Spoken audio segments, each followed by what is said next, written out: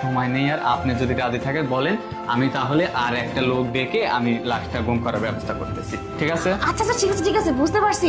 এখন সুযোগ বুঝে কোপ মারতেছিস তাই না? আচ্ছা ঠিক আছে, কর, আমি দেখতেছি কি করা যায়, সবকিছু ম্যানেজ করতেছি আমি। এ বন্ধু, আশেক তো। আরে তুই কি লোক নিয়ে আসছিস নাকি? হ্যাঁ ম্যাডাম, নিয়ে আসছি। কি বলিস, লোক নিয়ে আরে আসছিস? নিতে হবে কেন, আমি টিম নিতেই হবে। স্যার ওঠেন। আরে তুমি, এই তুই ওকে শেষ করিসনি? হ্যাঁ, ও ঠিক মতোই আমাকে দোষে বিষ দিয়েছে, ঠিক মতো খাইয়ে দিয়েছে। তো দেখি আমি আরে এই যে ম্যাডাম, এটা আপনি। আরে না, না, আরে কি করছিস? এই চুপ।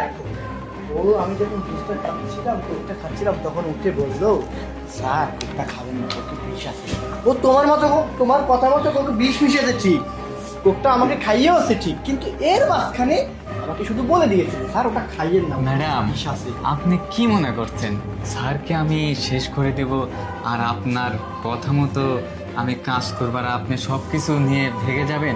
এটাই তো চেয়েছিলেন। দেখ তো। আসলে আমি এই নাটকটা একটু স্যারকে নিয়েই সাজিয়েছি, বুঝতে পারছেন? আপনাকে হাতে নাতে ধরার জন্য আর আপনার মনে কি কি প্ল্যান চলতেছে এসব সব শোনানোর জন্য। এই জন্যই তো আমি বারবার আপনাকে প্রশ্ন করছি আপনার বয়ফ্রেন্ড আছে নাকি, আপনি কি করবেন, স্যারকে শোনানোর জন্য। স্যার তো সবকিছু শুনছে। তোকে আমি শেষ করে দেবো, তোকে আমি ম্যাডাম, কাকে শেষ করে দেখেন আপনি? স্যার আপনি বোঝেন। আরে কে কথায় আছে না, তুই ওকে কি শেষ করে দিতে পারবি? হ্যাঁ, তুই তো ওকে একটা ফুলের টোকাও দিতে পারবি না, কারণ ওর পাশে আমি আছি।